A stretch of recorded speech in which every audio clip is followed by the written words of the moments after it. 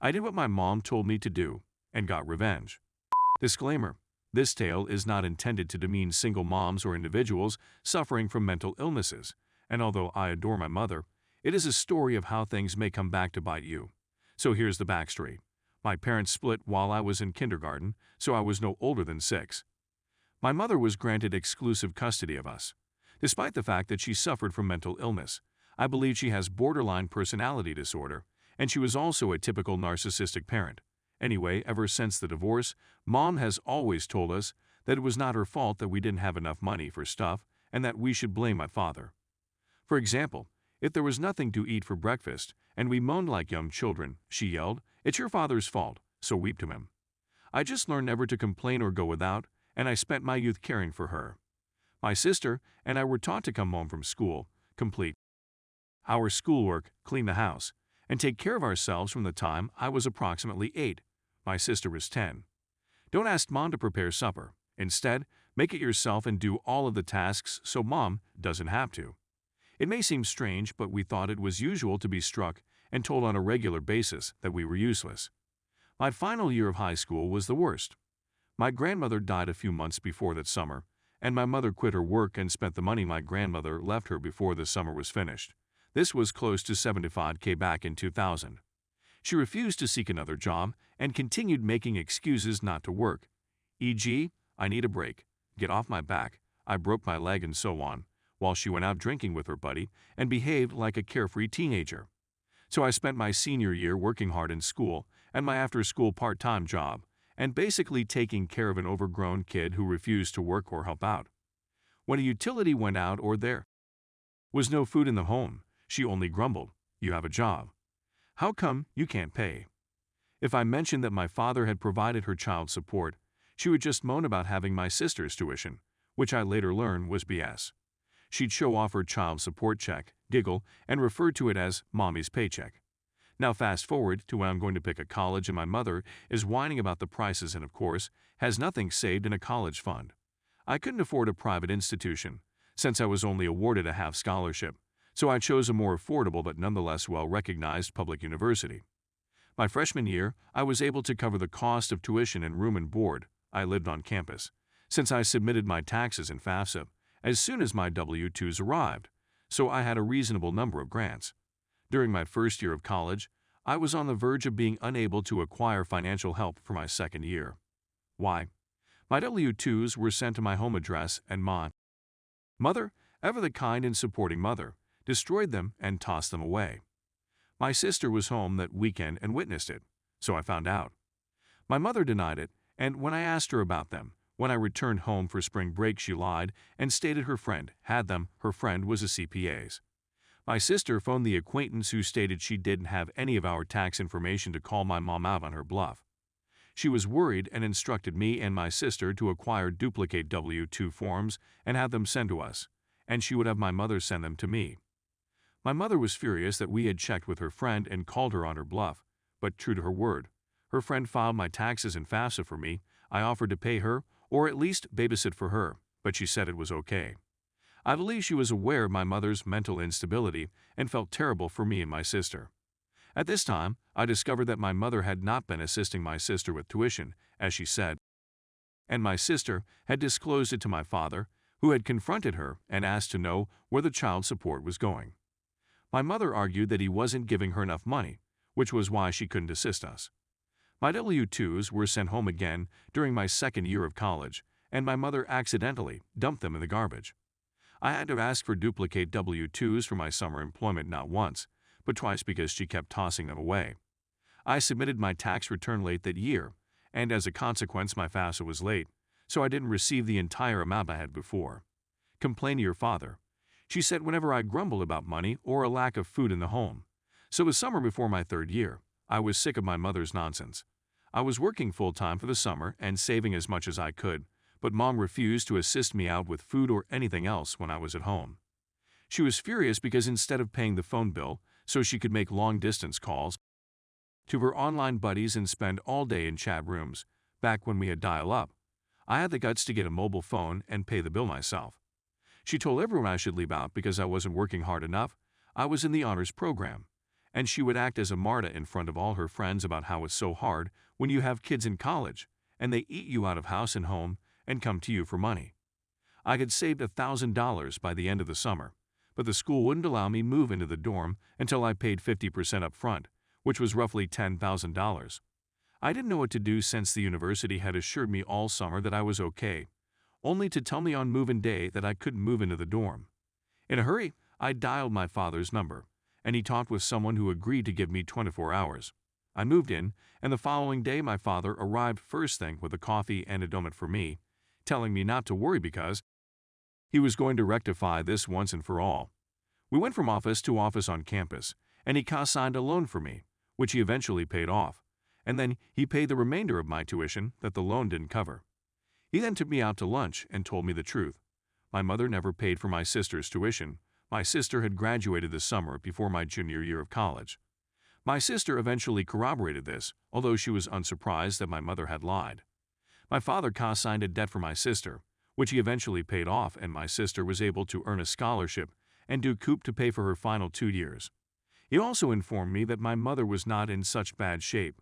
As part of the divorce settlement, he was required to pay the mortgage and property taxes on our house, and even though my sister was now on her own, he was still paying her the same amount of child support of about $2,000 per month, despite the fact that I was living on campus for 75% of the year. And my mother had not given me a dime. Just to clarify, my tuition and room and board before financial aid kicked in were $15,000 a year, so she could have easily helped me out with school because after financial aid kicked in, when I was able to get it, the balance was usually $6,000. I was hurt to think my mom was just living off my child support and constantly making me feel guilty for wanting anything or not being able to cater to her every whim. She would get that I wouldn't come home. I remembered how bad she made me feel growing up, how she made me feel worthless when, in fact, she would not have had a roof over her head after the divorce if it hadn't been for me or my sister. He requests that I provide him access to my account so that he can establish that my mother was not paying for college and that I was. He'd inquired how I would feel if he took care of college instead of providing child support to my mother. That sounded fantastic to me. He even informed me that I may spend my breaks at his place rather than my mother's. I contacted my mother and assured her that my father had taken care of the problem and that she had no regrets. She blamed me for not budgeting my finances properly and for squandering my money all summer.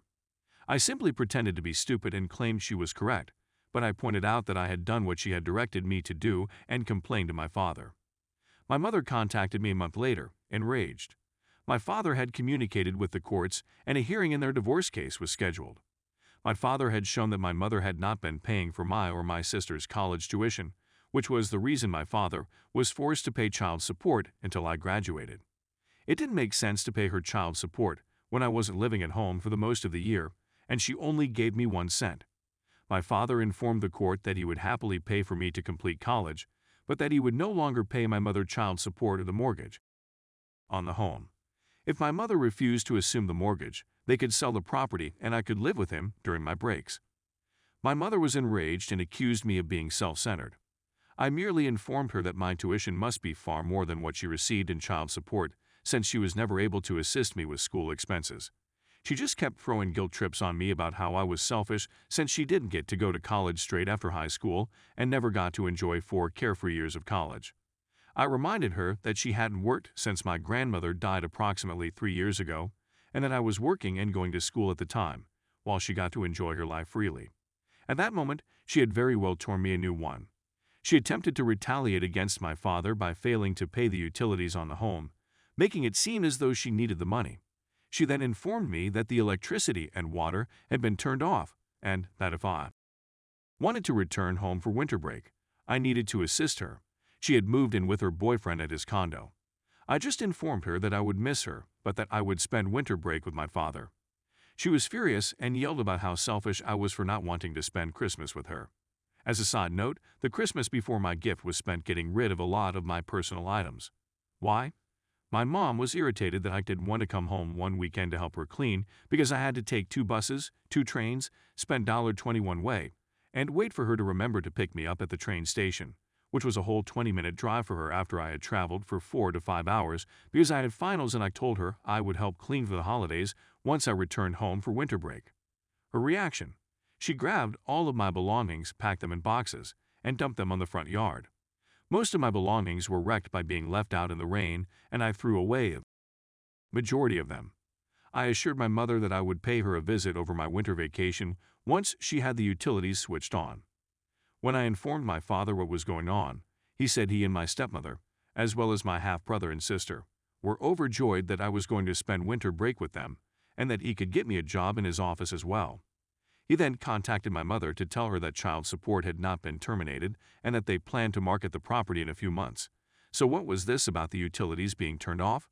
She was furious, but she somehow found the money to put the lights back on. That spring, my father formally took over my college tuition via the courts, and he even made sure I received my entire financial assistance because he had picked up W-2s for me. My mother was denied child support and was instructed by the court that she needed to participate with the sale of the home and pay the utility bills, among other things, in order for it to sell.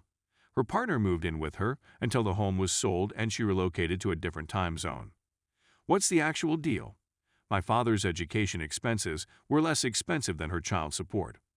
To recapitulate, my mother mistreated and exploited me, and I exacted my vengeance by forcing her to lose her child support and free rent by doing what she had taught me for years. Complaining to my father, there are no regrets. Edit, there have been so many comments and upvotes. Thanks. Some of you have inquired as to whether or not things have improved. It all depends on what you mean. I'm not as close to her as I'm to my father and stepmother, whom I got closer to after college and continue to be close to this day, but I still have a connection with her. We chat, but I've learned not to trust her because she will let me down. For example, we were supposed to meet for my birthday a couple of years ago, but she didn't show up. When I arrange birthdays or holidays, I no longer involve her at all. And others have inquired as to how she handled us as children. She wasn't perfect, but she had a lot of horrible times. Granted, I've met a lot of individuals who have had it worse, so I try to keep that in mind. She was attempting to play the same sympathy cards she had while I was in school after college. This time, Mom was attempting to persuade me to relocate from New Jersey to Tennessee. She had relocated to a different time zone before my senior year of college and had not informed me or my sister. She simply flew away. I loved the neighborhood and told her I'd look for work and considered taking her up on her offer to stay in her guest room temporarily. She immediately began laying on the guilt trip, and I hung up. She then complained to my sister about how I have a daughter who doesn't want to take care of me. That makes my sister and I both chuckle. She wasn't quite 50 years old, was in wonderful health, and refused to work. I had no intention of moving in and caring for her. She spent the most of my adult life in and out of mental institutions, attempting to persuade us that we either wanted to live with her or that she wanted to live with us. She moved into my grandparents' old home in Philadelphia. They died years ago. She didn't keep up with the repairs and had to sell it for less than she thought it was worth, wound up staying in various relatives' guest rooms and making excuses not to work, and eventually wore out her welcome at so many people's houses that she ended up in the hospital, then in a shelter, and now lives in subsidized housing. It's a nice loft-style apartment, but guess what? She still whines about how horrible her situation is and how no one wants to take her in. Lol. Thank you everybody again for your wonderful remarks, upvotes, and messages. I know I grew raised in a less than ideal environment, but I often remind myself that many others have had it far worse. I at least had my father and my sister. And that going through something like that has helped me to be strong and self-reliant.